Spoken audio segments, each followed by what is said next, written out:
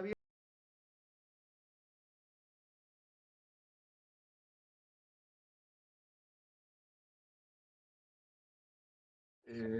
Eduardo, vos has, has actuado siempre como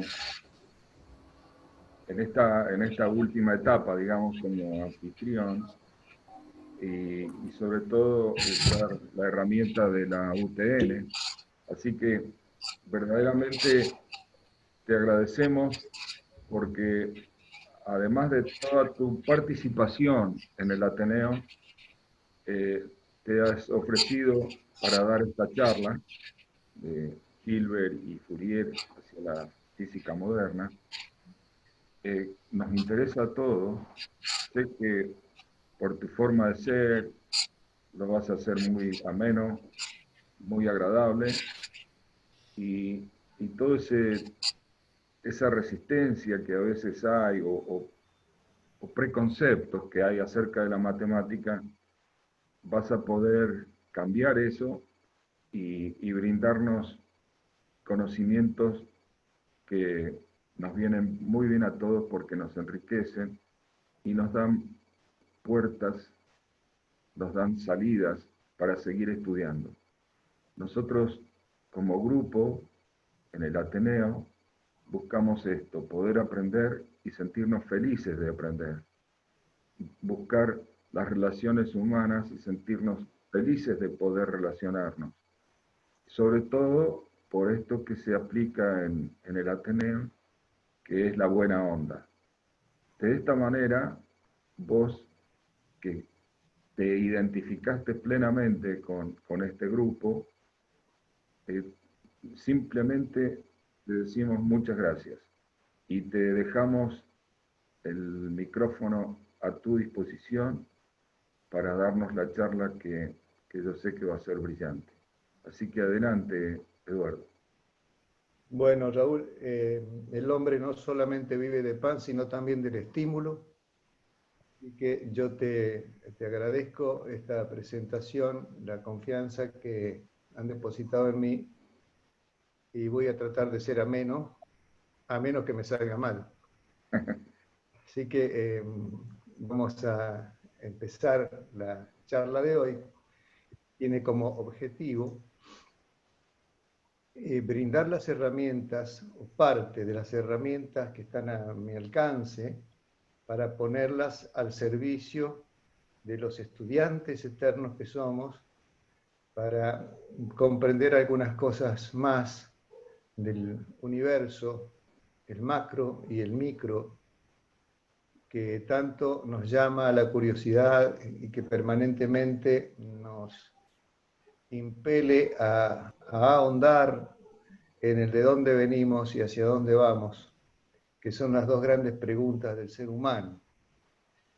Esta especie de introducción filosófica no pretende ser tal, sino que en realidad es el fondo de toda nuestra expectativa en nuestra existencia, cuando uno pretende existir, pero no solamente para respirar y comer locro, sino para ser parte de la cosa, investigar y comunicar, compartir y tratar de hacer que lo poco que uno pueda hacer de bien le sirva en alguna medida a los demás.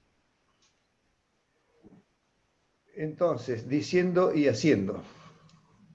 Ahí el título, como ustedes leen, dice desde Hilbert y Fourier hacia la física moderna. Quizá el orden cronológico debería ser Fourier y Hilbert, pero el orden temático va a ser Hilbert y Fourier. Ese es el orden lógico matemático que corresponde a mi juicio. Es decir, que vamos a comenzar introduciendo el concepto de los espacios de Hilbert para luego sustentar sobre los espacios de Hilbert las series de Fourier, que es una parte relevante en el estudio de la cuántica, puesto que muchas soluciones de algunos casos particulares de la función de onda, dado que esta es sumamente complicada en el caso más general, pero en casos particulares no poco importantes, aparecen las series de Fourier y creo que es menester comprenderlas lo mejor posible. La conferencia se va a dividir en 3 partes, es decir, vamos a empezar y vamos a hacer una pausa, pues luego una segunda pausa y luego el final. Esas son las 3 partes. En las 2 pausas que he mencionado va a haber lugar para hacer preguntas. El debate sí le vamos a dar cabida, obviamente, como siempre lo hacemos, pero sobre el final de la conversación. Bueno, arrancamos con espacios de Hilbert. Vamos a situarnos en un espacio de 3 dimensiones, X y Z, como se observa, en el cual vamos a colocar un vector U como este azul y un vector V como este rojo, no necesariamente perpendiculares, y con ellos, tomándolos como base, vamos a generar una infinidad de otros vectores que de U y de V van a depender. ¿Cómo hacemos eso? Muy fácil, con 2 operaciones. El producto por un escalar, como por ejemplo cuando al vector base U lo multiplicamos por un número A para llevarlo a esta posición. Si A es mayor que 1, si A es menor que 1, lo contraemos a este vector U, y si es negativo lo damos vuelta, lo ponemos opuesto. Pero eso puede ser según la elección que busquemos de hacer. En este caso hemos multiplicado a U por un escalar A que lo lleva a la posición A por U, que estoy señalando en este momento. Lo mismo hacemos con el vector rojo V, lo multiplicamos por un escalar B. Anticipo que ese escalar puede ser complejo también, pero por ahora pensémoslo como real. Entonces, ahora tenemos 2 vectores que son A por U y B por V. En negrita, aclaro, aprovecho para aclarar que en negrita van los vectores y en letra común, sin ennegrecer, van los escalares. Cuando sumamos AU más el vector BB, el AU más BB, obtenemos el W. Y haciendo juegos, digamos así, con los números A y B que elegimos a nuestro arbitrio, podemos llenar todo este plano pi de vectores construidos todos con la base U y B. Entonces, en una medida heurística, en un cierto modo todavía no muy formal, estamos ante un espacio vectorial formado con la base U, B, que son el origen o el escenario en el cual nos apoyamos para generar la familia infinita de vectores del tipo AU más BB. Espero haber sido claro en esta parte. Y agrego que evidentemente todos los vectores que generemos de esta manera van a estar perteneciendo al plano pi, porque el plano pi es el que está generado o determinado por los vectores base U, B. No puede ser perteneciente a este espacio vectorial ningún vector que se salga del plano pi. En este caso supongamos que se salga del plano de la pantalla, por ejemplo, no podría pertenecer al espacio vectorial que estamos definiendo o armando o configurando, porque no estaría en el mismo plano de los vectores que hemos tomado como base. Eso es esencial tenerlo presente. Para ejemplificar esta situación, vamos a tomar 2 casos. Ustedes leen ahí, antes de ir al ejemplo, una definición que dice: espacio vectorial, definición, es una estructura algebraica en la que están definidas la suma, que lo acabamos de hacer, operación interna, y el producto por un escalar, que eran los numeritos que jugábamos, con los que jugábamos para ir estirando o acortando los vectores de base. Además de eso, para ser formal, hacen falta mencionar o enunciar otras 7 propiedades que la vamos a ver luego para no complicar ahora la idea base o motivadora. Ahora, en el renglón siguiente ustedes leen, para que un vector C igual a la sumatoria de I igual 1 hasta n, constante por E sub I. Esto E sub I representa lo que recién eran los vectores base U, B. Pero dice hasta n. Por ahora vamos a seguir pensando en nada más que dos bases, dos elementos de base, nada más. Esta n por el momento va a ser un 2 para nosotros, por cuestiones de sencillez y de buena comprensión. Pero ya voy sembrando la idea de que después vamos a ir ampliando la idea a 3, a 4, a 5, a n vectores base principales.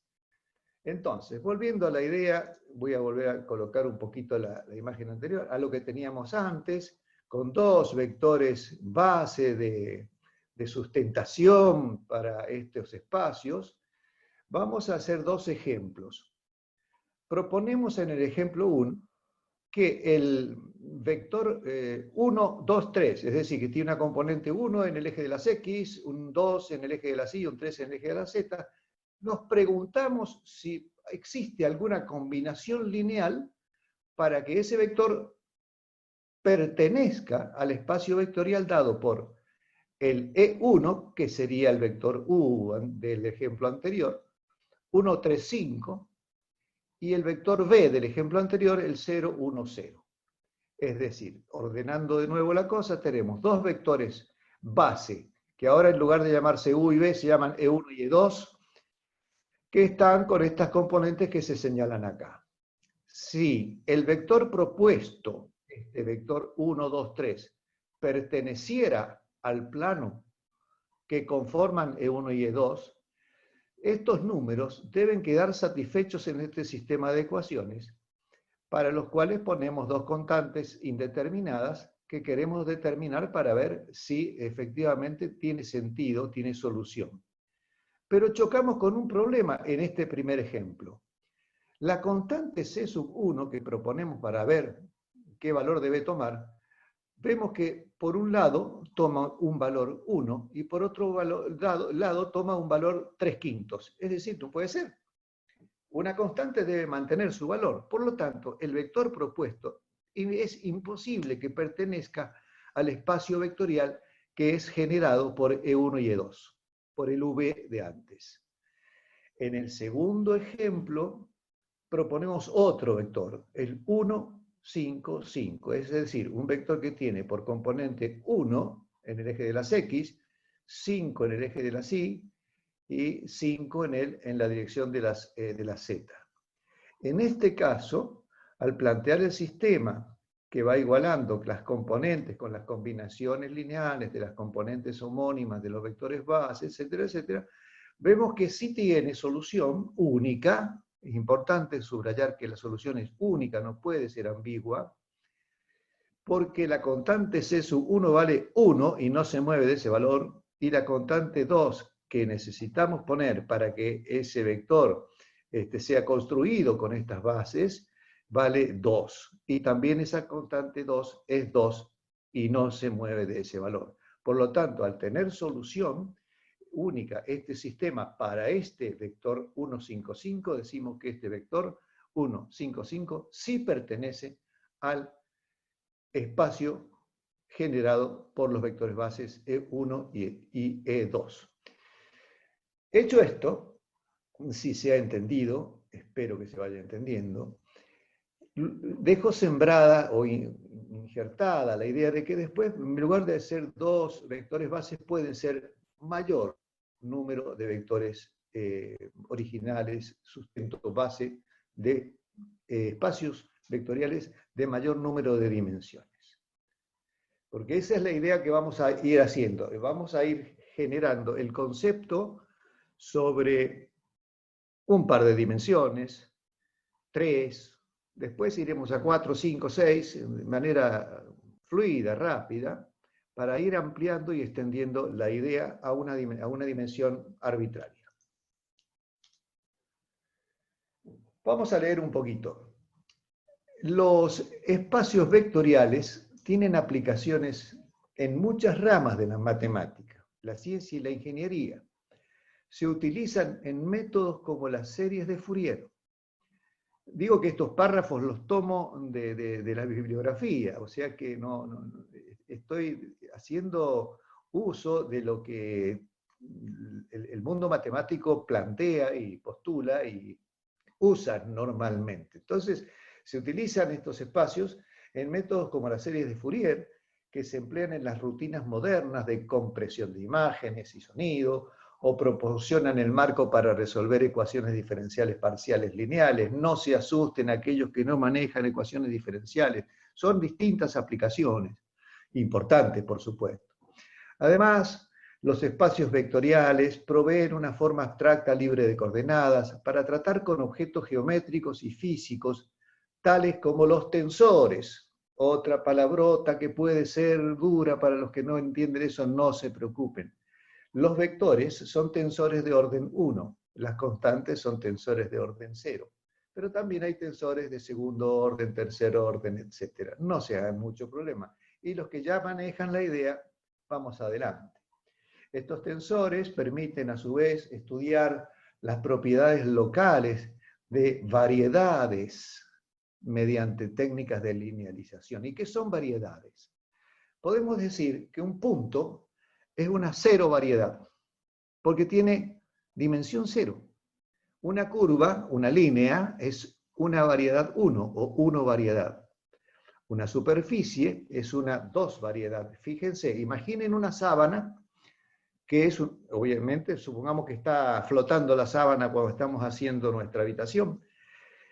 Es una superficie en el espacio, pero cada hilo es una curva. Cada hilo de la trama de la sábana es una curva. Entonces, al extender lateralmente la curva, esa curva en particular, cualquiera sea el hilo que hayamos imaginado, tenemos la superficie. Es decir, que hemos hecho una extensión en sentido transversal de la curva para generar una segunda variedad o 2 variedad, que es la superficie. Y así, siguiendo en dimensiones crecientes, tendremos la 3 variedad para los volúmenes, la 4 variedad para hipervolúmenes, y de ahí en adelante se seguirán llamando 5 variedad, 6 variedad para volúmenes, hipervolúmenes de mayor dimensión. Miremos algunos vectores más bien cotidianos, digamos así, para referirme a cosas verdaderamente imaginables, porque el cerebro humano tiene la limitación de solamente comprender 3 dimensiones. No podemos imaginar objetos de 4 dimensiones, pero es una limitación humana. No es una limitación para la matemática, y eso es muy fuerte y muy importante. No tanto por elogiar a la matemática, sino porque estamos viendo que muchas veces hay cosas que geométricamente no son imaginables, pero se pueden plantear perfectamente desde el punto de vista matemático, como veremos enseguida. En el cuadro superior izquierdo tenemos, ahora para ir entrando un poco más fino en el tema, 2 vectores base rosaditos acá que hemos llamado I y J, y que son perpendiculares entre sí y de valor unitario. Cada uno de ellos mide en una longitud 1, es decir, 1i y 1j. Si a estos vectores los multiplicamos por factores escalares, a la i la multiplicamos por el 4 y la estiramos hasta esta posición. Lo mismo hacemos con la j y nos vamos hasta la posición 3 en el eje de la i para obtener el vector 3j y el 4i. Entonces, ¿qué hemos hecho? Producto. Ahora sumamos esos productos para obtener el vector rojo, que tiene una formulación 4i más 3j. Sencillo. Ahora, como ustedes verán, del plano podemos pasar fácilmente al espacio de R3, en donde bajo aquí a la izquierda, a la parte inferior izquierda, en donde tenemos I, J y K con las mismas características de recién, todos vectores unitarios, ortogonales entre sí, a los que los afectamos respectivamente de 3 coeficientes, xa, y sub a, z sub a, y al sumar nos da el vector que apunta desde el origen hasta esta punta, este vértice del prisma que se genera después de haber hecho las multiplicaciones que señalaba recién. Está mejor aquí en la figura de superior derecha, donde ustedes observan que los tres vectores azules no son otra cosa que AX por Y, AI por J y A sub K por el versor K. Entonces tenemos una especie de cubo, más generalmente digamos prisma, porque no necesariamente tiene que tener todos los lados iguales. Es decir, el vector no necesariamente, el vector resultante, el rojo, va a tener las tres componentes idénticas, no es necesario eso. Al sumarlas, tenemos este vector más este que lo traslado imaginariamente acá, y el vertical lo pongo acá, y llegamos al vértice en el que desde el origen hasta ese vértice al que hemos llegado, tenemos la diagonal de ese prisma y que es el vector resultante que está señalado en color rojo. En el último cuadro, en el inferior derecho, estamos ilustrando la suma de vectores. Tenemos X e Y que se suman, X más Y, por la conocida y consabida ley del paralelogramo nos dan el vector X más Y. Y si queremos hacer una resta, bueno, tenemos el X y el W, supongamos que este azulcito que he puesto intencionalmente color azul, queremos hacer la resta, X menos W. ¿Cómo hacemos eso? Obtenemos el vector opuesto de W cambiando su signo, con lo que nos vamos al menos W, como estoy señalando acá. Entonces ahora hacemos nuevamente una suma, X más menos W, y obtenemos ese vector que señalo ahí, que es el vector diferencia. Son operaciones básicas que solamente traigo a colación para recordar. Y ya que hablamos de recordar, nos vamos al célebre Pitágoras, nacido en el año 572 y fallecido en el 496 a.C. Desde esa época, este señor, este sabio, ya se había dado cuenta de qué es lo que pasaba en las geometrías euclidias con los triángulos rectángulos, en donde todos sabemos, el largo de la diagonal al cuadrado es igual a la suma de la longitud de los catetos elevadas al cuadrado. C cuadrado igual a A cuadrado más B cuadrado. Esto señalo nuevamente que he puesto en letras bien ennegrecidas lo que significan vectores y en letras claras los que son escalares.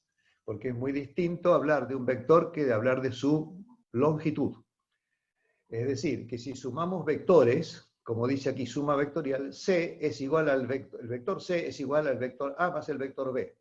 Pero en cuanto a longitudes, la relación correspondiente es la conocida ley de Pitágoras. Podemos hacer lo mismo en tres dimensiones. Ahora, en lugar de tener un triángulo rectángulo, tenemos un prisma rectangular, en donde las aristas son los vectores A, B y C, y el resultado de la suma vectorial de A más B más C es el vector D que sale del origen, o de donde están la intersección de las colas de los tres vectores base, y llega con su extremo a la diagonal, al vértice opuesto del prisma. Cumpliéndose nuevamente la ley pitagórica que antes sumaba dos términos para obtener el tercero, el resultante, y ahora necesita sumar tres términos, porque estamos en un espacio de una dimensión más que antes, para poder obtener el cuadrado de la diagonal que estábamos observando. O bien, obteniendo raíz cuadrada en ambos lados, tenemos la conocida relación de norma, módulo, igual a raíz cuadrada de la suma de los cuadrados de los elementos componentes. Esa D, tomada del módulo, la longitud del vector D, se llama norma de D. Eso es importante tenerlo claro, porque vamos a hablar enseguida de espacios normados. Y ahora viene la parte que vamos a tener que hacer un esfuerzo para, no digo formarnos una imagen, porque he anticipado que no es posible pensar en más de 3 dimensiones, pero vamos a aceptar que puede hacerse matemáticamente. Por eso la cara de disgusto aquí del emoticón. ¿Cómo podemos pensar que hay n vectores que son todos ortogonales entre sí? Hasta 3 nos alcanza la mente para poder pensarlo. Pero cuando ya agregamos un cuarto, un quinto vector y pretendemos que ese quinto vector sea ortogonal a los otros 4 y cada uno sea ortogonal a los demás, ya se complica. ¿Se complica qué cosa? Se complica la cuestión imaginativa. Cuando uno pretende introducir una geometría dentro de su imaginación, en donde esa imaginación, esa mente humana, no admite nada más que 3. Pero matemáticamente sí es posible. Y para eso vamos a recurrir, aquí la notación asusta, pero es muy fácil esto, no se preocupe. Hay un operador, se llama delta de Kronecker, más largo el nombre que explicar lo que es ese operador. Ese operador puede valer 1 o 0, miren qué fácil. Puede valer 1 o 0, no tiene otra posibilidad. Si el número que va como subíndice aquí en la I es igual al número que va como subíndice aquí en la J, supongamos, delta 1, 1, o delta 2, 2, delta 3, 3, etc., el operador va a valer 1. Entonces decimos, si I es igual a J, así sea en 500 elementos, si tomamos el mismo elemento con el mismo elemento va a ser I y J van a ser iguales, y en ese caso el operador delta de Kronecker va a valer 1. Pero en cuanto se hagan diferentes I de J, el operador va a valer 0.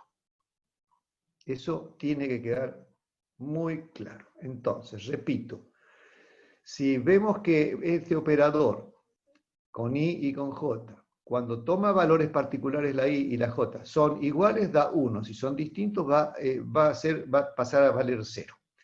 Entonces, ahora nos resulta más sencillo formular este tema de poner muchos vectores base unitarios, vamos a ir pensando, cada uno de estas E son vectores chiquitos de tamaño 1, por comodidad analítica. El producto punto, producto escalar entre dos vectores, si son ortogonales, debe dar 0. Entonces, lo único que exigimos es que I y J sean distintos y acá entonces se produce el 0.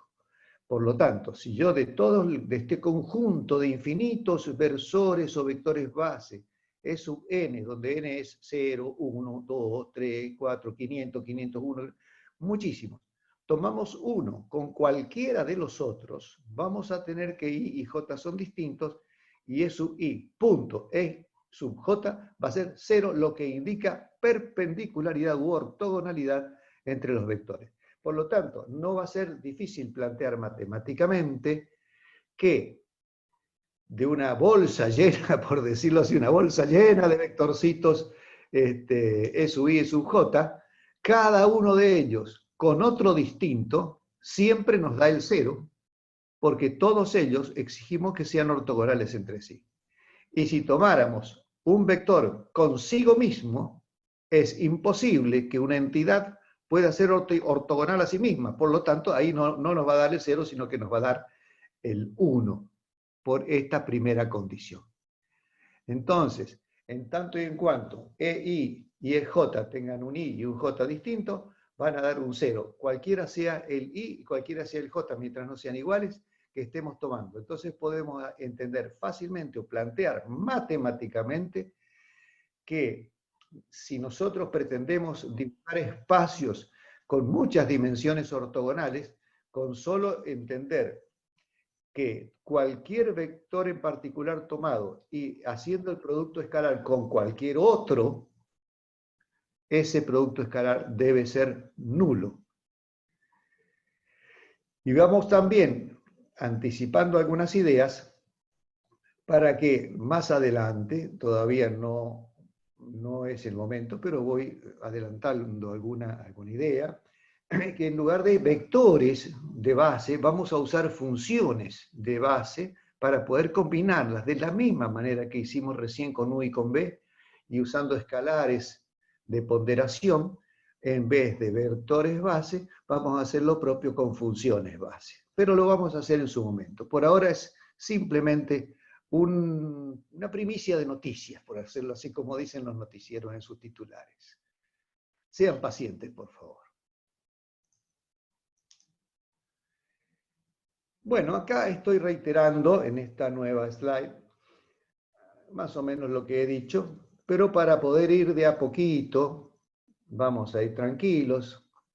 Recuerden que en la primera pausa vamos a escuchar algunas preguntas que se dediquen, digamos así, a aclarar cosas que no se hayan entendido. Y al final haremos algún debate si cabe, si hay inquietudes. Entonces, por el momento vamos a reiterar algunas ideas. Si nosotros tenemos dos vectores A y B en nuestro espacio de R3, si el espacio es R3, vamos a tener tres vectorcitos base. Como eran el U y el B, ahora es E1, E2 y E3, porque son tres dimensiones. Mutuamente ortogonales. Esto no es una condición necesaria, pero es muy ventajoso y no se pierde generalidad. Muy ventajoso, ¿por qué? Y porque cuando son ortogonales aparecen varios ceros que nos simplifican muchísimo la labor posterior. Y respetamos toda la rigurosidad, lo mismo. Así que lo de la ortogonalidad es más que nada una necesidad y una ventaja que aprovechamos. Entonces, decía que A va a ser conformado, tanto como B, sobre la base E1, E2, E3 con distintos coeficientes escalares, A1, A2 y A3. Lo mismo para B. El vector B tendrá estirada o contraída su componente 1 a través de la constante B sub 1. Lo mismo B sub 2 con E2, B sub 3 con E3, como hicimos antes, y obtenemos al sumar los vectores que queríamos determinar o plantear. Y como vimos antes, la norma o módulo del vector A y del vector B se obtienen con la conocida ley pitagórica raíz de la suma de los cuadrados.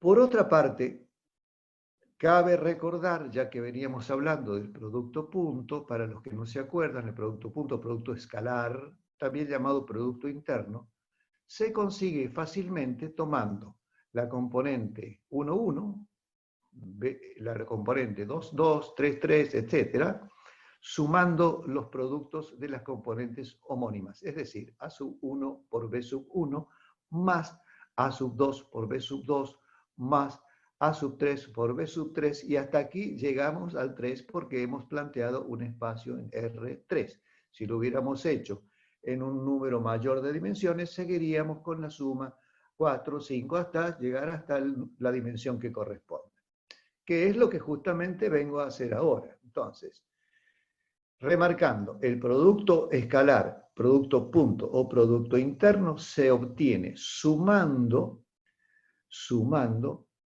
los productos de las componentes homónimas de los vectores. Muy fácil, A1B1 más A2B2 más A3B3, sumamos, y ese resultado, que es un número, un escalar, es el producto punto entre A y B. Que en particular, para cuando, dije en general porque es el caso bastante más común, son de componentes reales, no complejas, es conmutativo. Si tiene componentes complejas, lo veremos enseguida, es parecido al conmutativo con una propiedad que se llama simetría compleja conjugada, que la veremos en su momento. Dentro de poquito nomás. No estén ansiosos, ya vamos a llegar. Bueno, se propone ahora pensar en un par de vectores, pero ahora n-dimensionales. Ya no son 3, sino n. Y n puede ser un número finito, todo lo grande que ustedes quieran imaginarse. ¿Cuál es el problema? Yo creo que ninguno, porque con solo decir, bueno, ahora en lugar de sumar 3 cantidades, producto, ¿no? Ahí, BI, vamos a sumar n. Si n es 500, tendremos 500 términos para sumar, pero todos con la misma estructura. Por lo tanto, planteamos que el vector C, que antes tenía 3 componentes, ahora tiene n componentes, y es la suma de 1 hasta n, ya no hubo de 1 hasta 3, sino de 1 hasta n, de los C sub i por e sub i. C sub i son las constantes escalares con las que nosotros manejamos, gobernamos cada componente para ir estructurando el vector que queremos tener. Y lo mismo con el D. Sumamos sus componentes D que afectan a cada uno de los vectores base del mismo nombre, D1 con E1, D2 con E2, etc. Y la norma, lo mismo que hicimos antes, con A y con B, las normas son la raíz cuadrada de la suma de los cuadrados de las componentes, que lo denotamos de forma compacta de esta manera. Raíz cuadrada de la suma de los cuadrados de cada una de las componentes que tenemos en cada vector. Y estamos tranquilos. Creo, por lo menos, que estamos tranquilos hasta aquí. Para remarcarlo un poco más sencillamente, volvemos, yo he repetido intencionalmente prácticamente la misma placa que nos ilustraba la fisonomía del sabio Pitágoras, que supongo que no habrá sido una fotografía, sino un dibujo en aquella época, un retrato, en donde él ponía el triángulo rectángulo, su famosa ley del C de hipotenusa igual a raíz cuadrada de la suma de los cuadrados de los catetos, lo mismo en 3 dimensiones, la suma vectorial y la determinación del largo o módulo del vector resultante, y ya pasando a n componentes, ya no en 3, sino en cualquier otro número de componentes, es la misma estructura, la misma forma en el que C se estructura, poniendo las constantes a cada uno de los vectores base, y luego para obtener la norma hacemos la raíz cuadrada de la suma de los cuadrados de las componentes.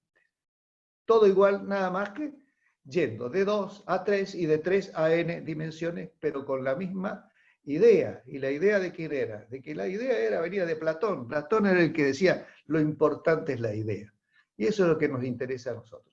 Tenemos la idea base, que es esta, y nosotros luego trasladamos a una cantidad de dimensiones que, aunque no la podamos imaginar, la podemos plantear desde la matemática sin ningún tipo de dificultad. En virtud de esto, entonces, sabemos que la norma es la raíz cuadrada de la suma de los cuadrados de las componentes. Aquí está desarrollada esta sumatoria, un poco antipática quizás para algunos esta simbología. No es nada más que hacer la suma desde el 1 hasta el n. Si el n fuese un número muy grande, habrá que tener un poco de paciencia. O decirle a la máquina, programemos y hagamos la suma que la haga ella. ¿Cuál es el problema? Yo creo que vamos bien, ¿verdad? Ahora sí, vamos a detenernos en el producto punto, producto escalar o producto interno que veníamos conversando recién, para machacar sobre el mismo concepto. Si recién habíamos hablado de que el producto punto entre dos vectores es la suma de los productos de las componentes homólogas, habíamos dicho A1, B1, ahora tenemos C1, D1, C2, D2, C3, C3, etcétera, hasta Cn, Dn, y sumar todo eso, ese número resultado es el producto punto o producto escalar entre los dos vectores. En rigor, y ahora vamos a ponernos un poquito más formales, estamos usando el concepto de espacios euclídeos n-dimensionales. Los espacios euclídeos son los que están basados en ejes rectos, y por supuesto que viene ¿de quién? De otro griego, Euclides, que se me dio por investigar la etimología de la palabra, del nombre Euclides, porque eu significa bueno, yo sabía eso, porque Eugenio, por ejemplo, significa bien nacido, bien generado, bien gestado. Entonces dije, bueno, Euclides, ¿qué querrá decir? Bueno, Euclides quiere decir bueno, y Kleien, famoso o elogiado. Así que era un hombre que evidentemente era bien famoso y bien elogiado por la gente. Y evidentemente tenía su porqué, y creo que está justificado. pues se considera el padre de la geometría, perdón, así que creo que con eso está todo dicho. Muy bien, volvamos a leer la placa. En rigor estamos usando el concepto de espacios euclidios n-dimensionales. Suena fuerte, ¿no? Pero ya estamos sabiendo qué significa eso. La formulación de vectores en espacios infinitodimensionales puede extenderse fácilmente, fíjense ahora lo que vamos a hacer, de las n-dimensionales, con la restricción de que la norma exista, la norma que era el módulo del vector, en otras palabras, a una infinito dimensional. Vamos a tratar de hacer una nueva extensión. Recién dijimos, bueno, en 2 y en 3 dimensiones estamos bárbaros, lo podemos pensar, imaginar. Después hicimos un pequeño esfuerzo y nos fuimos sin imaginar, pero planteamos matemáticamente a n dimensiones, donde n podía ser un número muy grande. Y ahora, no conformes con eso, nos vamos a infinitas dimensiones. Fíjense qué ambiciosos que somos. Pero tenemos cuidado en esto. Cuando nosotros hacemos una suma, y esta suma que está aquí tiene por límite superior un n que tiende al infinito, tenemos que tener cuidado que esa suma no me dé un número infinito, porque es posible que si sumamos infinitas cantidades, podamos llegar a un número infinito. Cosa que no siempre ocurre. Muchas veces, frecuentemente nos encontramos con series en la matemática que son convergentes a un número, que por más que sean infinitas las cantidades que sumamos, tienen un resultado concreto numérico no infinito. Entonces, si nosotros estos espacios que tienen incorporado el producto interno, tienen además la posibilidad de seguir teniendo norma, cada vector de ese espacio tiene norma finita, estamos frente a un espacio de Hilbert. Entonces, los espacios de Hilbert son espacios lineales, infinitodimensionales, normados, es decir, que tienen la posibilidad de que la norma existe pese a que tomemos una sumatoria, esta sumatoria tenga un n, que como dice acá adelante, el límite de n tendiendo a infinito, es decir, que vamos a ir a una suma de infinitas cantidades. Si esa suma de infinitas cantidades, insisto, no se hace infinita, podemos sacar la raíz cuadrada y obtener la norma de un vector infinito dimensional. Estos pasos de extensión y ampliación conceptual tienen la misma estructura, por lo tanto, si hemos entendido las primeras, podemos entender las que tenemos presentes ahora. Y la única cosa que tengo que remarcar es que en el caso de la dimensión infinita, es decir, que va a haber infinitos vectores base, su módulo exista, no se nos vaya al infinito. ¿Qué estamos planteando además con esto? Que si yo tengo dos puntos, como el P y el Q, vean abajo ustedes, por favor, donde dice distancia PQ, no es otra cosa que tomar las diferencias de las coordenadas de los puntos, P y Q, elevarlas al cuadrado y hacer la suma pitagórica.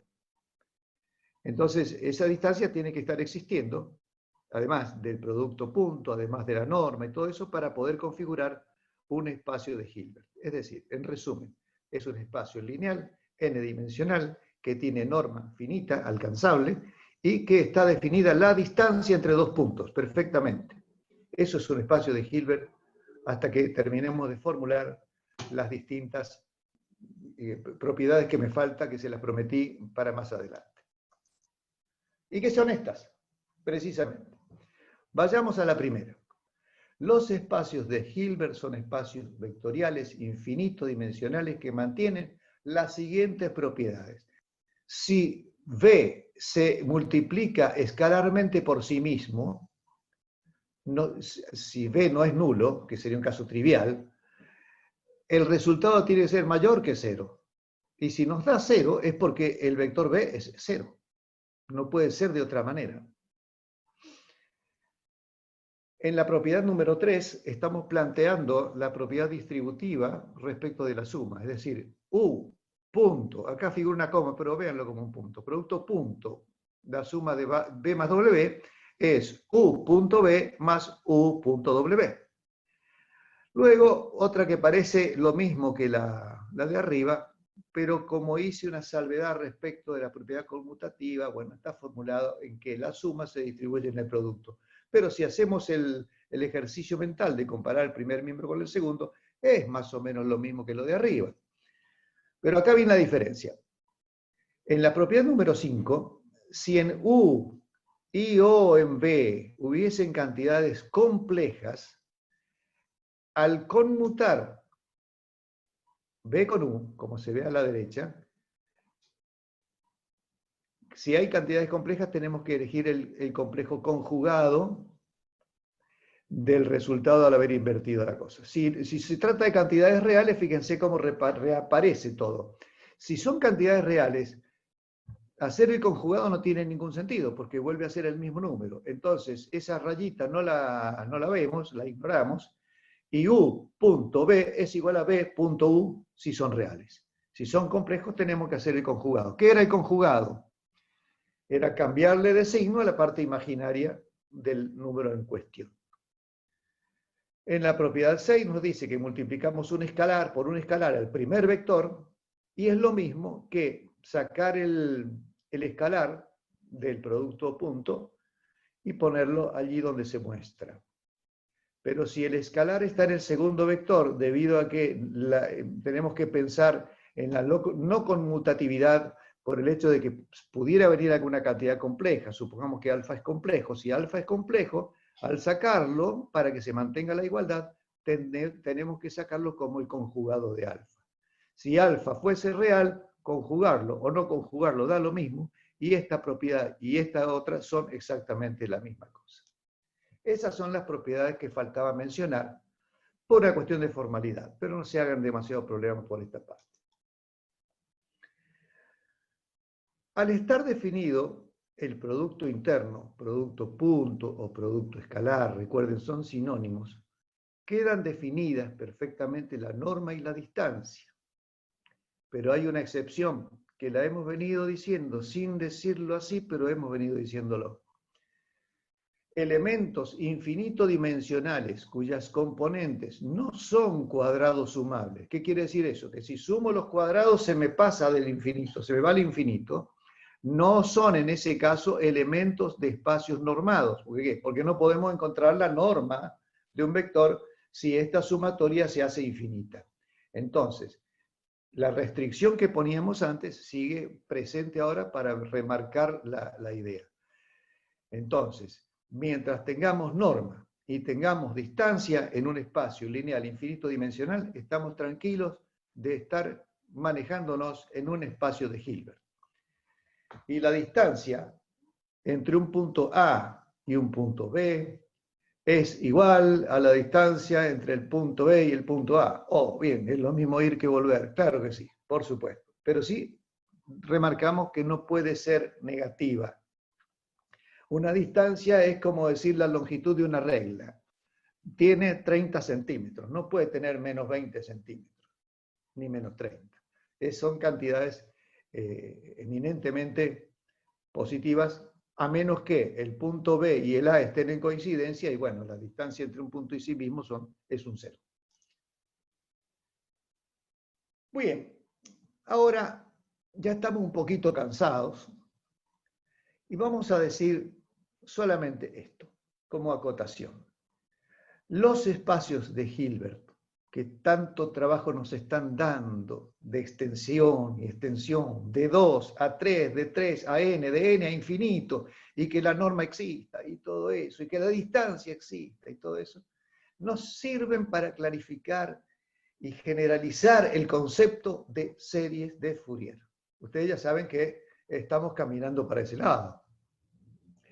También hay ciertas transformaciones lineales, tales como la transformada de Fourier, o transformación de Fourier, que se desprenden de la serie de Fourier, van muy de la mano. Una es un cambio que hacemos sobre la serie de Fourier para llegar a la transformada, así que no vamos a tener demasiadas dificultades en ese punto. Y acá viene lo bueno. Son de importancia crucial en la formulación matemática de nada menos que la mecánica cuántica. Los espacios de Hilbert y sus propiedades se estudian dentro de lo que conocemos como análisis funcional. Y el emoticón nos dice que vamos al recreo, vamos a pasear un poquito por algunos lugares de Mendoza, no se ha entendido bien, para poder seguir adelante con toda la gente nivelada en conocimiento. Eduardo, Sí. ¿podríamos formar un espacio de Hilbert de 4 dimensiones en el que pudiéramos decir que una dimensión es el tiempo, otra dimensión es el color, otra dimensión es la densidad y otra dimensión es la temperatura? Definitivamente no. ¿Por qué no?